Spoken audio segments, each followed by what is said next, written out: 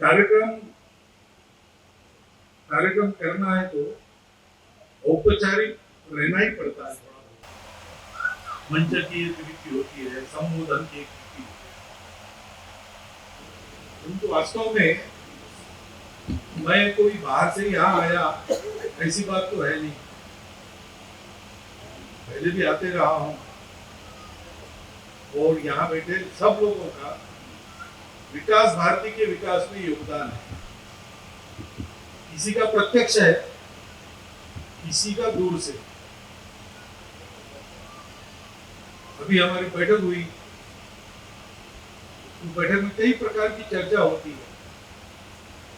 तो चर्चा में कई बातें सुनने को मिलती है। एक बात ऐसी सुनने को मिली कि 3 प्रकार से प्राणियों के जगत में बच्चों का पालन होता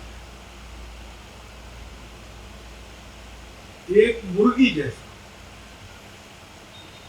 मुर्गी अपने अंडों पर बैठती है, अपने स्पर्श से गर्मी देती है, तो उसमें से चूजे निकलते।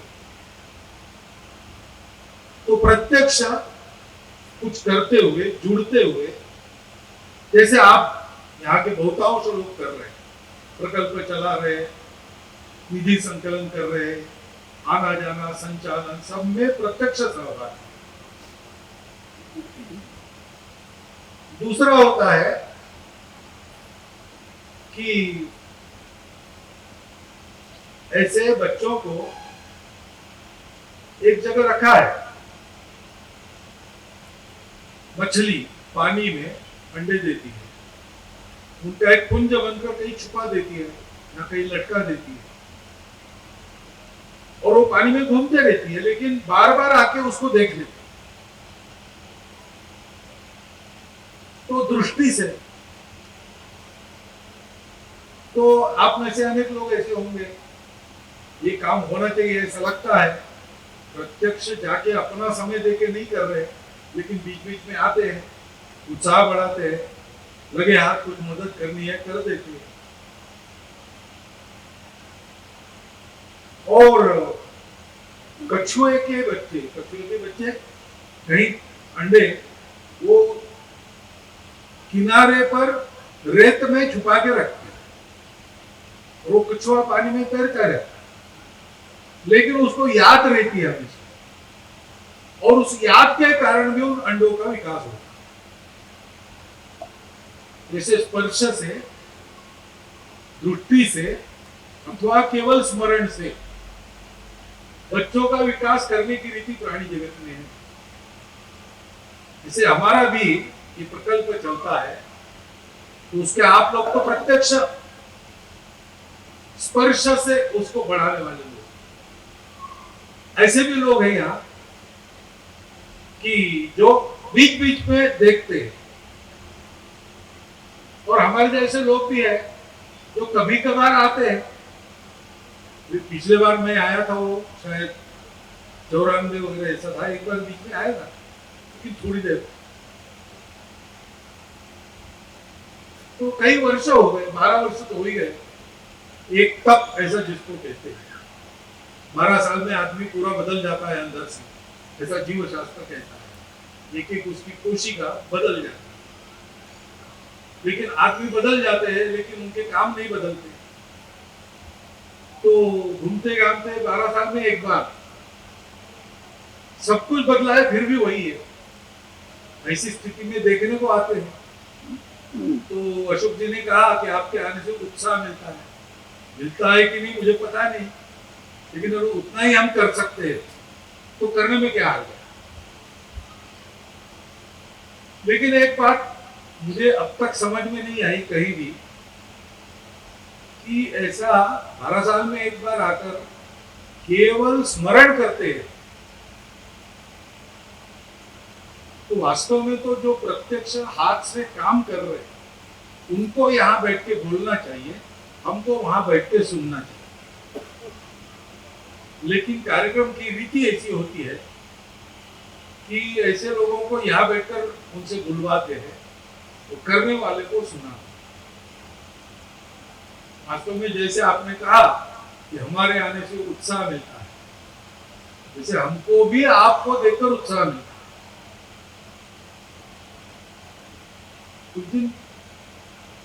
कुछ दिन पहले बात हो रही देखते तो सब कैसा बिगड़ गया है, स्वार्थ की चिंता सब लोग करते हैं, ऐसा है वैसा, ऐसी चर्चा करते हैं। तो मैंने उनको कहा कि भाई ऐसा तो है नहीं। अगर हम देखें तो जो अच्छा होता है, जो खराब हो रहा है उससे 40 गुना ज्यादा है। हम देखते नहीं। आप अपने चारों ओर आंखें खोल के देखो तो अपने पूरे समाज में छोटे छोटे अच्छे अच्छे काम कर रहे हैं, उनको प्रसिद्धि नहीं चाहिए, कुछ नहीं चाहिए, ऐसे इतने सारे लोग हैं, तो मन की निराशा तो भाग जाती है। अब जिनको मैं कह रहा था वो तो मेरे जैसे घूमने वाले नहीं है, उनको एक जगह जितना देखने को मिलता है उतना ही देखने को मिलता है। मेरा भाग्य है कि मुझे घूमने को मिलता है और मेरा घूमना फिरना यही सब देखने के लिए, तो इसलिए मेरे मन में निराशा कभी नहीं आती। देश का क्या होगा ये शंका मन में नहीं आती। अच्छा होना चाहिए, हो सकता है, बहुत सारे लोग प्रयास कर रहे हैं, हम भी प्रयास करेंगे, ये भाव सदा बना रहता है। इसका कारण क्या है? आप सब लोग काम कर रहे हैं, आज से नहीं 40 साल से कर रहे हैं, जैसा उस समय तय किया था वैसा ही काम कर रहे हैं। बीच में बहुत सारी बाधाएं आई, अनेक मोह आकर्षण भी उपस्थित हुए, लेकिन उसको न मानते हुए आपने जो संकल्प किया, उस संकल्प को पूर्ण रूप से साकार करने के लिए आप अपनी शक्ति लगाते हैं। इसी को कहते हैं तपस्या। ये तपस्या हम सब लोग कर रहे हैं, और जहां तपस्या है वहां उसका परिणाम निश्चित है। किया हुआ कुछ भी व्यर्थ नहीं जाता, और किया हुआ कुछ भी व्यर्थ नहीं जाता। सोच समझ के जो किया हो वो तो रंग लाता ही है। जैसे अब विकास भारती ऐसा नाम लेकर हम काम करते हैं, विकास की बात सब कहते हैं, लेकिन विकास भारती कहने के बाद विकास की कल्पना स्पष्ट हो जाए। भारत के तरीके से विकास, और इसको सोचकर फिर हम उसकी योजना बनाना, जिससे भारत के तरीके से विकास है, यानी एक साथ समग्र विकास।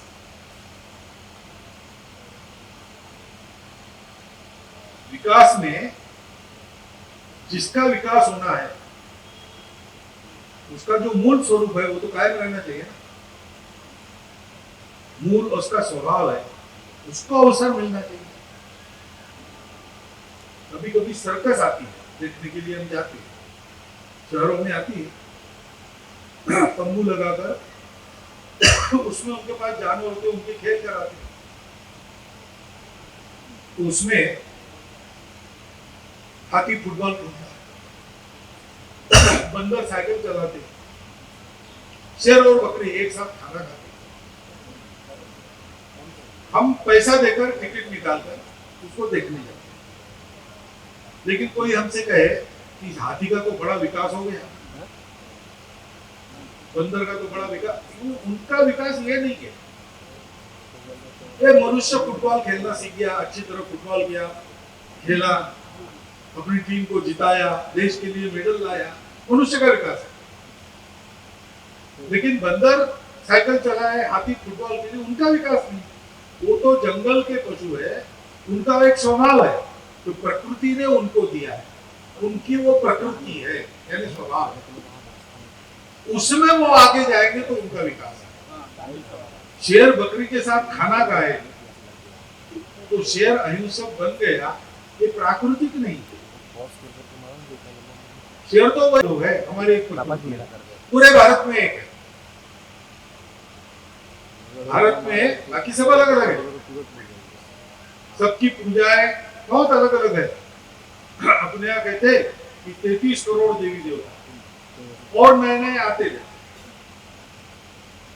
भाषाएं भी। अभी यहाँ असुर भाषा का गीत गाया, यहाँ बैठे हुए भी बहुत से लोगों को समझ नहीं आया। ऐसी हमारे यहाँ भाषाएं बोलियां मिलाकर कम से कम 3800 है, उससे ज्यादा भी होता है। अलग अलग प्रकार का खान पान रीति रिवाज है, जहाँ की जैसी आबो हवा वहां वैसा खान पान। मनुष्य भी अलग स्वभाव के तो होते ही, लेकिन ऐसा सारा होने के बाद भी हमारे देश अपने तरीकों को बदलते रहते, उनको दुनिया में विकसित कहा जाए। अभी मैं अपने देश को देखता हूं तो हमारा आदिवासी समाज जो है, जनजातीय बंधु अपने जो है, वो पीछे रहे विकास। वहां शिक्षा का अभाव है, स्वास्थ्य का अभाव है, बहुत काम करने की जरूरत है। ऐसा हम देखते हैं तो शहरों में रहते लोग, उनके पास सारी सुविधाएं हैं, पैसा मिलता है, बच्चों को पढ़ा सकते हैं, डॉक्टर वगैरह बुला सकते हैं, दवा दारू की ठीक व्यवस्था कर सकते हैं, तो उनके पास है, इनके पास नहीं है। लेकिन दूसरी नजर से देखें तो आज ये अनुभव है प्रत्यक्ष, अपने वनों के इलाके में जहां हमारे जनजातीय बंधु परंपरा से रहते हैं, उन इलाकों में लोग शांति प्रिय है, प्रामाणिक है, सरल स्वभाव के है, जो बड़े शहरों में नहीं मिलता। यहां हम आके हम उनके यहाँ के गांव वाले पर विश्वास रख के चल सकते। शहर में जाने के बाद सावधानी रखनी पड़ती है, जिससे बात करते हैं वो विश्वास रखने लायक है कि नहीं बता नहीं सकते। तो एक तरह से उनके पास स्वास्थ्य शिक्षा वगैरह उनका विकास हो गया, यहाँ नहीं हुआ। लेकिन दूसरी तरह से देखें तो यहाँ पर शांति है, प्रामाणिकता है, सरलता है, यहाँ का मानव विकसित है, वहां का मानव नहीं है। उन्होंने नई रीतियां अपनाई, स्वभाव को छोड़ दिया। यहाँ स्वभाव सुरक्षित है लेकिन अभाव है।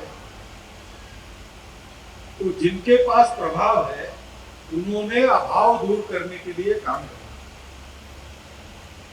और जिनका अभाव दूर कर रहे उनसे उनका स्वभाव भी सीखे। जो विकास करते हैं ना, उसके लिए तपस्या कर रहे हैं, ये हम कोई उपकार नहीं करते। ये काम हम करते हैं तो हमारा भी उसमें विकास होता है, और मनुष्य का असली विकास तो वही है। मनुष्य अपने जो सहयोगी है, अपने जो सहजीवी लोग हैं, मनुष्य अकेला नहीं रहता कभी। मनुष्य फांसी चढ़ने से डरता नहीं है, हंसते हंसते फांसी चले जाते हैं। बड़े बड़े देशभक्त लोग मरने से नहीं डरता मनुष्य। लेकिन अगर उसको अकेला रख दिया जाए बंद करके एक कमरे में, किसी के साथ नहीं, कोई मनुष्य दिखेगा नहीं, कोई चिड़िया चहकती हुई सुनेगा नहीं, पेड़ पौधों को देखेगा नहीं, चार दीवारों को ही देखते रहेगा, तो कुछ महीनों में पागल हो जाएगा। मनुष्य साथ रहना चाहता है, तो साथ में रहता है तो उसको संवेदना है, वो कितना भी खुश हो प्रसन्न हो। इसे हमारा भारतवर्ष, उसका ये जो समाज है, वो समाज स्वस्थ रहना चाहिए, क्योंकि उसके स्वास्थ्य पर हमारा स्वास्थ्य निर्भर है। वो समाज स्वस्थ है, उसमें कोई अभाव नहीं है, वो पराक्रमी है। ऐसा जब हम देखते हैं और हम विदेशों में जाते हैं तो वहां हम गर्दन ऊंची करके चल सकते हैं। अगर हमारा देश ऐसा नहीं और हम कितने भी बड़े हैं और वहां गए हैं, हमारी प्रतिष्ठा नहीं है।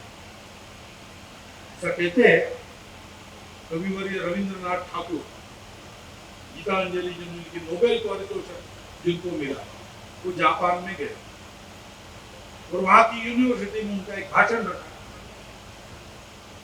तो भाषण के लिए वो गए, लेकिन वहां प्रिंसिपल थे और लेक्चरर लोग थे, एक भी छात्र नहीं था। हॉल में प्रिंसिपल और एक लेक्चरर लोग मिला के 50-100 लोग थे, बाकी 500-600 कुर्सी खाली। इतनी बड़ी यूनिवर्सिटी, एक भी नहीं। उन्होंने अध्यक्ष को कहा कि थोड़ा रुक जाते, लोगों को आने दो। तो उन्होंने कहा नहीं, इंतजार नहीं करेंगे, शुरू करेंगे। कोई बात नहीं, मुझे आगे जो कार्यक्रम में रुकता हूँ। तो नहीं, आप नहीं समझते, अभी और कोई आने वाला नहीं। तो वो क्या हुआ? तो उन्होंने तय किया आपका भाषण नहीं सुना। तो क्यों? कहा कि आप पहले भाषण अपना पूरा कीजिए, बाद में बताएं। तो निरुपाय हो गया, जितने लोग थे उनके सामने उन्होंने अपना विषय रख दिया। तो बाद में पूछा क्या हुआ, तो प्रिंसिपल ने बताया हमारे छात्रों का कहना है कि बड़े नोबेल पारितोषिक विजेता है, जैसे उत्तम कवि है, विद्वान है, सब है, लेकिन इनका देश तो गुलाम है, हमको क्या सिखाएंगे? इतनी विद्या है इनके पास, तो पहले अपने देश को गुलामी से छुड़ाओ, फिर यहाँ आके बात कर। कोई ऐरा गहरा ना तू कह नहीं था रविंद्रनाथ ठाकुर, लेकिन उनकी भी प्रतिष्ठा, क्योंकि इसका कोई अंत नहीं, आगे बढ़ने का कोई अंत होता है क्या? इतना आगे जिसका कोई छोर नहीं, जहां पूर्णता ही मर्यादा हो, सीमाओं की डोर। विकास एक ऐसी चीज है, जहां तक विकास करना सोच के विकास किया, वहां गए, वहां पहुंचने के बाद दिखता है कि इसके भी आगे है। तो मनुष्य है, लेकिन मानवता नहीं, इंसानियत नहीं है। वो मनुष्य बन जाए असली पहले, वहां जाने के बाद उसको लगता है, लेकिन मनुष्य से कोई होते अति मानव, सुपरमैन कहते, सुपरमैन फिल्मियों में निकलती, उसमें दिखाते हैं कि अलौकिक शक्तियां जिनके पास होती, तो फिर मनुष्य अलौकिक बनना चाहता, सुपरमैन बनना चाहता, अति मानव बनना चाहता, लेकिन वहां रुकता नहीं। उसको लगता है कि देव बनना चाहिए, वो देवता बनना चाहिए, लेकिन देवता कहते कि हमसे तो भगवान बड़ा है, वो भगवान बनना चाहिए। और भगवान कहता है कि मैं तो विश्वरूप हूँ, अभी तो आपको एक रूप में दिख रहा हूँ, लेकिन मेरा जो सारे विश्व में व्याप्त ऐसा बिना आकार का रूप है, वो असली में। तो वहां भी कुछ है क्या रुकने की जगह, कि वहां से भी आगे कुछ है, ये कोई जानता नहीं है। ऐसे कह नहीं सकता, नहीं है ऐसे भी कह नहीं सकता। लेकिन एक बात जरूर इससे कहते लोग कि विकास का कोई अंत नहीं है। बाहर का विकास भी, अंदर का विकास भी, दोनों का कोई अंत नहीं है। निरंतर करने की बात है, और इसलिए थोड़ा सा असमाधान रहना चाहिए हम सबको, कि इतना सारा किया लेकिन अभी ये रह गया है। इसीलिए आपने कहा ना, मैंने कहा था सब जगह अपना काम कीजिए, तो मैंने क्यों कहा उस समय, क्योंकि सब जगह काम करने वाले लोग भी है हमारे। अशोक जी इधर काम कर रहे थे, और भी लोग काम करते, कल्याण आश्रम काम कर रहा था, अभी भी कर रहा है। तो एक ही रास्ते पर ज्यादा वाहन हो गए या ज्यादा आदमी हो गए तो टकराते आपस में। इसे रास्ते पर नियम देते, आप बाएं तरफ से जाओ, आप दाहिने तरफ से जाओ। लेकिन ये मालूम है और ये करना भी पड़ता है, फिर भी उस समय ये क्यों कहा मैंने कि ठीक है आप लोग बाहर के इलाके में भी काम कर सकते हैं, क्योंकि विकास का कोई अंत नहीं। कार्यकर्ता के मन में ये अनुभव आना चाहिए कि इतना सब कुछ किया और थोड़ा बाकी, क्योंकि हमेशा और थोड़ा बाकी रहता ही है। और इसलिए ये मत समझना कि इतने इतने काम करते, इतने वृक्ष लगाया हो गया, नहीं भाई, वो नहीं गया। वृक्ष लगते रहने चाहिए। इतने लोगों को पढ़ाया हो नहीं गया भाई, और नई पीढ़ी आएंगे, उनको भी पढ़ाना है। पढ़ाई सतत चलनी चाहिए, स्वास्थ्य की चिंता सतत करनी पड़ती है। ये सारे सतत करने के काम है, इनका अंत नहीं है। और सतत करने में ही इससे पूरा समाधान सबको मिलता है। और इसलिए आपको देखकर एक तो मुझे उत्साह है, आपने ये सब कुछ बताया, बहुत अच्छी बात है। आपको मालूम है, फिर भी मैंने बताया कि इसको छोड़ना नहीं कभी, इसको जारी रखना, और नए नए आयाम और नए नए क्षेत्र ये करते रहना। अनुभव जंगल में निवास करके खेती करके सीखे हैं लोग, उसके कारण हमारा स्वभाव बना। समय के अनुसार हमारा वेश बदलेगा, हमारे कपड़े बदलेंगे, परंतु हमारा स्वभाव कभी नहीं बदलेगा, क्योंकि वो स्वभाव सारी दुनिया के लिए तारक स्वभाव है। विशेषकर कोरोना के बाद दुनिया ये जान गई है कि रास्ता अब भारत के पास है। हमने सब प्रयोग 2000 साल में कर लिए, उससे सुख नहीं मिलता, उससे शांति नहीं स्थापित होगी। वो तो भारत का परंपरागत तरीका है, वही है। भारत के पास वो है, भारत के पास बाकी बातें आनी है, आ रही है, लेकिन और आनी है। तो जैसे मैंने कहा कि शहर में प्रभाव जिसका है वो आपको चाहिए, और आपका जो स्वभाव है वो शहर वालों को चाहिए। वैसे दुनिया में जिसका प्रभाव है वो भारत को चाहिए, और भारत का स्वभाव दुनिया को चाहिए। तो अपने काम से हम पूर्ण बनेंगे, सबको पूर्ण बनाएंगे। ये संकल्प लेकर हमारा ये काम चल रहा है, उसको आप जारी रखिए। हम सब लोग साथ हैं, कहीं भी हो, अपने अपने जगह एक ही प्रकार का काम कर रहे हैं, और एक दूसरे की मदद के लिए सदा तत्पर है। इस बात को आप समझिए, इतना एक अनुरोध रखता हूँ, और आप सबको जोहार नमस्कार करता हूँ। मेरे 4 शब्द समाप्त।